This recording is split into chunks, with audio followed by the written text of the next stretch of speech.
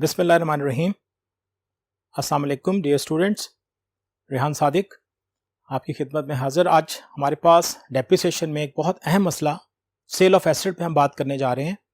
हम इस पर 2 लेक्चर रखेंगे। अभी आपके सामने पहला लेक्चर आएगा जिसमें आप एसेट्स को सेल करेंगे लेकिन with formula.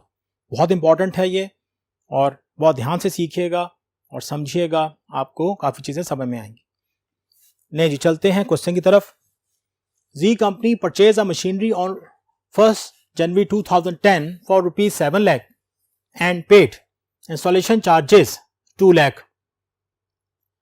Life of the machine is 10 years and residual value 1 lakh.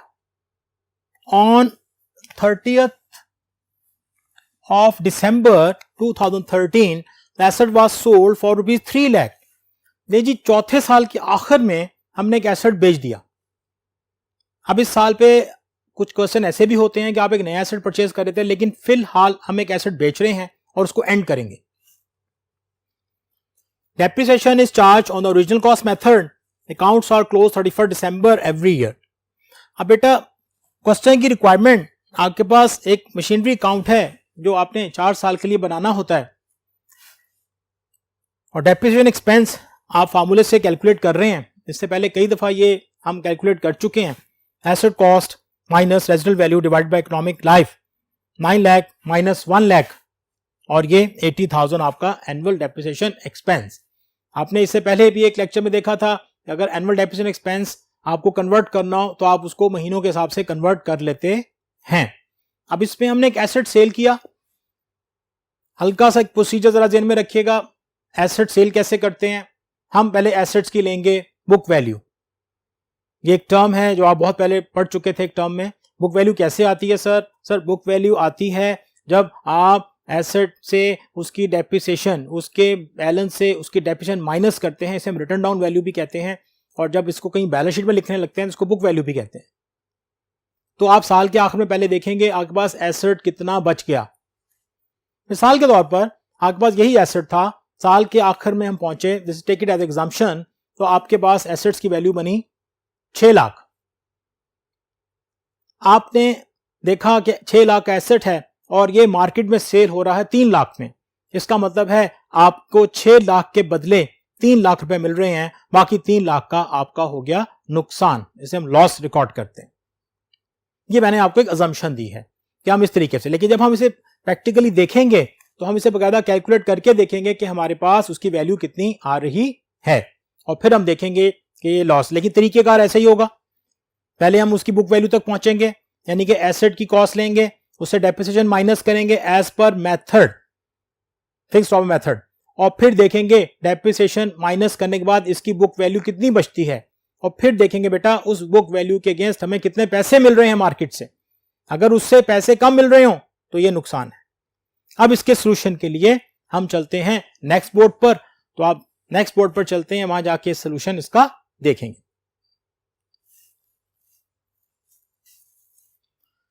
ले जी, बिल्कुल एक देखा भाला सा सवाल आपके सामने है, इसमें कोई कॉम्प्लिकेशन नहीं है। इससे पहले भी इसी तरह के कई सवाल आपके सामने गुजरे हैं और शायद इसी अमाउंट से गुजरे हैं। ये सब कुछ इसलिए सेम रखा जाता है ताकि बच्चे को एक चीज ग्रिप हो जाए, फिर वो आगे पीछे कोई भी सवाल करता है तो उसे पता होता है ये चीज मैंने किस तरीके से हल करनी है। देखिए क्वेश्चन शुरू करते हैं। आपके पास जब एसेट परचेज किया 2010 में, बैंक अकाउंट लिखा आपने उसकी कॉस्ट लिख दी 9 लाख। अगेन इस साल कोई एसेट परचेज नहीं हुआ, हम डायरेक्ट 9 लाख पर डेप्रिसिएशन कैलकुलेट करेंगे। आपको पहले भी मैंने बताया था, आप चाहें तो यहां पे लिखकर भी आप कैलकुलेशन कर सकते हैं लाइक दिस। ये ईयरली डेप्रिसिएशन है क्योंकि आपके पूरे 12 महीने पूरे हो रहे हैं। यहां पे कितना आया? 80,000। डेप्रिसिएशन कैलकुलेट करने के बाद अगला जो स्टेप आपके पास आता है that is called closing balance. अब तो रट जाना चाहिए कि पहला साल हो और आपको क्लोजिंग बैलेंस ढूंढना हो तो जिस एसेट की डेप्रिसिएशन है उसकी परचेज प्राइस से माइनस कर दें। परचेज प्राइस से उसकी डेप्रिसिएशन आप माइनस करेंगे, आपके पास 8,20,000 रुपए आ जाएंगे। This is closing balance of that asset of that year. ये क्लोजिंग बैलेंस आप कैरी करेंगे अगले साल के लिए। ये वहां का ओपनिंग बैलेंस होगा, ये वहां का ओपनिंग बैलेंस होगा। अब बेटा इस साल भी आप देखेंगे 2011 में जनवरी से दिसंबर तक आप एक दफा सर्च करेंगे सवाल में कि कोई और एसेट परचेज तो नहीं हुआ। अगर कोई और एसेट परचेज नहीं हुआ तो आप यहां पर सिर्फ इसकी डेप्रिसिएशन चार्ज करेंगे, यहां पे किसी बैंक को लिखने की जरूरत नहीं है। ईयर एंड हुआ, डेप्रिसिएशन एक्सपेंस अब 80,000 क्यों आ रहा है सर? सर जी आपके पास डेप्रिसिएशन मेथड सेम है। फिक्स इंस्टॉलमेंट मेथड की प्रॉपर्टीज में यही था कि उसमें डेप्रिसिएशन एक्सपेंस हर साल सेम रहता है। तो ये जो हमने कैलकुलेशन यहां की ये एज इट इज वही अमाउंट है, क्योंकि इसका टाइम एक्सपायर भी पूरा 12 मंथ बन रहा है, इसे हम शॉर्ट करने की जरूरत नहीं है। इसके बाद आप निकालेंगे इसका बैलेंस सीडी। फिर याद रखिएगा पहले साल के अलावा अगर आपको क्लोजिंग बैलेंस ढूंढना हो तो आप डेप्रिसिएशन को बीडी बैलेंस से माइनस करते हैं। BD balance minus depreciation and amount becomes 7,40,000। यह आपका क्लोजिंग बैलेंस आ गया। 2011 का जो क्लोजिंग बैलेंस है वो अगले साल 2012 का ओपनिंग बैलेंस होगा 7,40,000 एंड योर ईयर इज 2012। अब फिर इसी तरह ही जनवरी 1 से लेकर दिसंबर तक आपने कोई और एसेट परचेज नहीं किया, यहां पे बैंक लिखने की जरूरत नहीं है। आप क्लोजिंग डेट पे गए, क्लोजिंग डेट पर जाने के बाद आपको इसकी डेप्रिसिएशन कैलकुलेट करनी है और नाउ यू कैन सी कि आपके पास जो मेथड था वो ओरिजिनल कॉस्ट है, इसमें हर साल डेप्रिसिएशन सेम रहती है। डेप्रिसिएशन निकालने के बाद अगला स्टेप इसके क्लोजिंग बैलेंस का आता है। क्लोजिंग बैलेंस आप कैसे फाइंड करते हैं? पहले साल के अलावा उस एसेट की डेप्रिसिएशन उसके बीडी बैलेंस से अगर आप माइनस कर दें तो आपके पास क्लोजिंग बैलेंस आ जाएगा।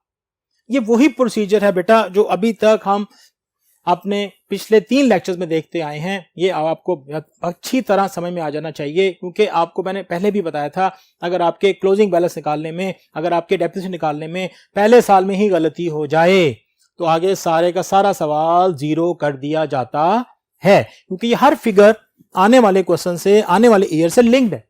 अगर आप यहां गलती करते हो, यहां गलती कर देते हो, यहां निकालने में गलती कर देते हो, टोटल लिखने में की गलती कर, तो ये आगे सब कुछ गलत होता चला जाएगा ऑटोमेटिकली।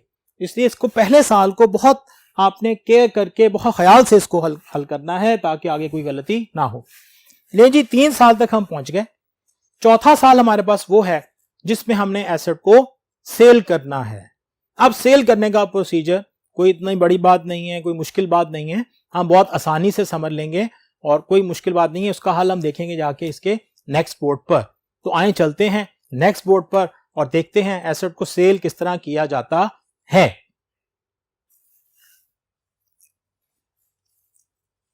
ले बेटा अब हमने इस साल पहुंचे, लास्ट ईयर हमने इसका बैलेंस देखा, क्लोजिंग बैलेंस।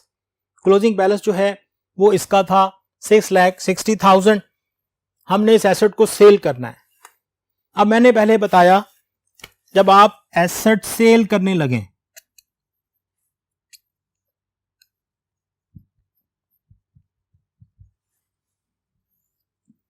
पहली चीज जो आपने याद रखनी है वो है इसकी डेप्रिसिएशन।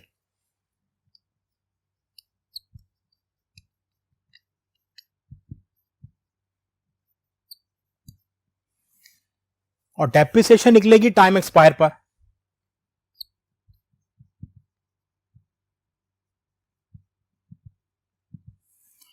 तो यहां पर इस साल में डेप्रिसिएशन जो है वो 80,000 ही रहेगी।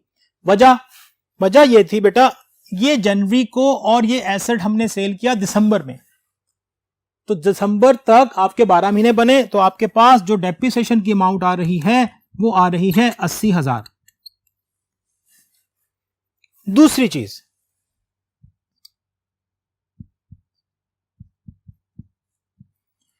अब हमने ये देखना है कि हमारे पास एसेट की बुक वैल्यू कितनी आती है।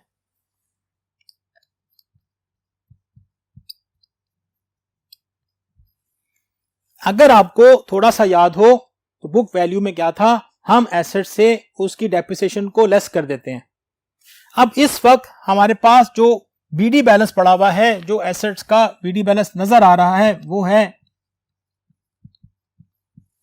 6,60,000। अगर आप इसमें से इसकी डेप्रिसिएशन माइनस कर दें और इसको आप प्रॉपर कैलकुलेटर पे कीजिएगा, बाद दफा आप लोग मोबाइल यूज करते हैं वो वैसी बोर्ड में अलाउ नहीं होता और आपको कंफ्यूजन होगी। Amount, this is the book value बेटा। अब आप देखिए मेरे पास एक एसेट पड़ा हुआ है 5,80,000 का। अब मुझे सेल प्राइस मीन कैश कितना रिसीव हुआ, अब मैंने इसको जो सेल किया है इसके अगेंस्ट जो मुझे कैश रिसीव हो रहा है वो हो रहा है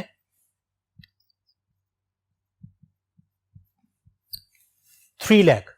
just compare these two figures कि एसेट पड़ा हुआ है आपके पास कितना, 5,80,000 का, और आपके पास जो कैश रिसीव हो रहा है वो कितना हो रहा है 3 लाख। तो straight away you have the loss of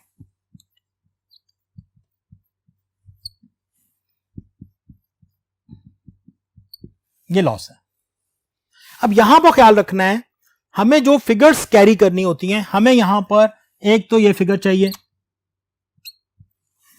बहुत आसान है, एक ये चाहिए और बेटा एक फिगर ये चाहिए। आपको शायद याद हो जब हम एंट्रीज कर रहे थे वहां पे मैंने सेल करते वक्त एक एंट्री पास की थी कि मैंने कहा था जी कैश डेबिट होगा, क्योंकि कैश आपके पास इन हो रहा है, डेप्रिसिएशन एक्सपेंस रिकॉर्ड करते हैं, एक्सपेंस डेबिट होता है, उसे हम डेबिट करेंगे। उसके बाद आपके पास लॉस है, लॉस भी हम डेबिट करेंगे। बेटा अब सेल हम करने जा रहे हैं, एसेट को जो हम सेल करेंगे सबसे पहले आपके पास एसेट की डेप्रिसिएशन हम देखेंगे टाइम एक्सपायर के हिसाब से, वो कितनी बन रही है 80,000। बुक वैल्यू कैसे निकालते हैं, हम एसेट की कॉस्ट ले रहे हैं, इसका बैलेंस बीडी लिया, ये वाला बैलेंस लिया जिस साल में हम सेल कर रहे थे, उससे हमने इसकी डेप्रिसिएशन माइनस की, डेप्रिसिएशन माइनस की, वो आया 5,80,000। अब एसेट पड़ा हुआ मेरे पास 5,80,000 का और मैंने उसे सेल करना है 3 लाख में, यानी कि मुझे पैसे रिसीव होंगे 3 लाख। तो आप देखें ये प्राइस, ये जो अमाउंट है इससे कम है, इसलिए हमें लॉस हो रहा है कितने का 2,80,000 का। कितने का लॉस हो रहा है जी 2,80,000 का। अब यहां पे हमें 3 फिगर्स चाहिए होंगी, एक हमें डेप्रिसिएशन की फिगर चाहिए, एक हमें कैश की फिगर चाहिए, एक हमें लॉस की फिगर चाहिए। आपको याद होगा जब हम डेप्रिसिएशन की एंट्रीज देख रहे थे तो उसमें हमने देखा था कि जब आप एसेट सेल करते हैं तो cash debit, depreciation expense debit, profit और लॉस डेबिट, क्योंकि ये सब चीजें जो एक्सपेंस भी डेबिट है और कैश इससे डेबिट है कि वो आपके बिजनेस में इन हो रहा है, और प्रॉफिट लॉस से डेबिट है कि वो एक लॉस है उसे हम डेबिट करते हैं, और ये तीनों हेड्स उस पर नजर आएंगे जब आप किसी एसेट को सेल करेंगे। अब सेल कब कैसे करते हैं, देखो बेटा जो एसेट जब परचेज किया था वो डेबिट हुआ, जो एसेट सेल करेंगे तो वो क्रेडिट होके निल होना चाहिए। तो एक ये तरीकेकार भी है। अब मैं एक और मेथड भी आपको बताता हूं जिससे आपको और आसानी हो जाएगी, देखते हैं। सबसे पहले आप यहां रिकॉर्ड करें डेप्रिसिएशन एक्सपेंस जो कि था 80,000, पहली फिगर। फिर आप रिकॉर्ड करें कैश,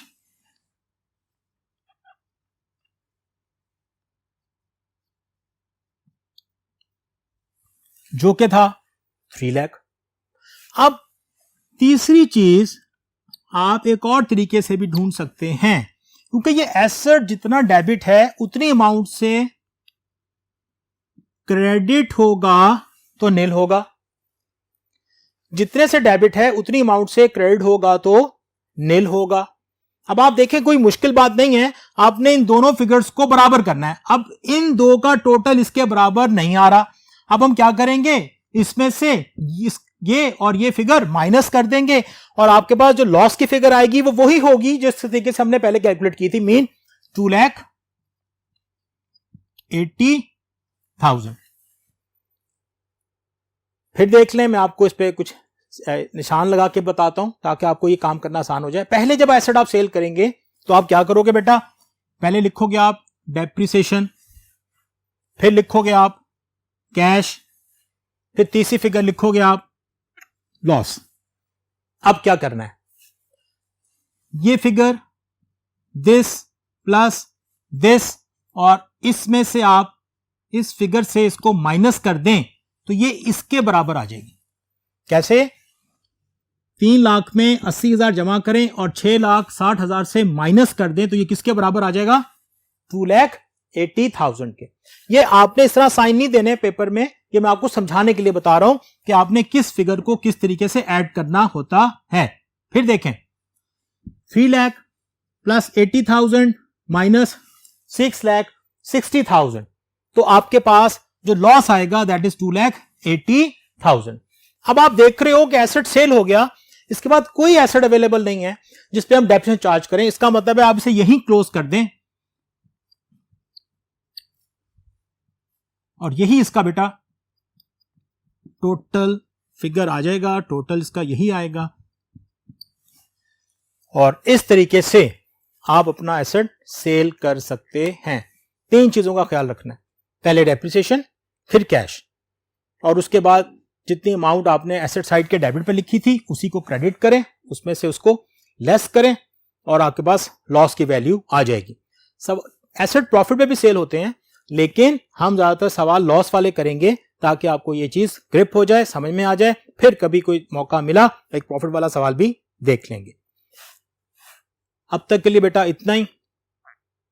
अगले लेक्चर में हम इसी तरह एसेट सेल करेंगे, लेकिन उसका मेथड जो होगा रेट के जरिए सेल करेंगे। तब तक के लिए इजाजत दीजिएगा, अपना बहुत सा ख्याल रखिएगा। अल्लाह हाफिज।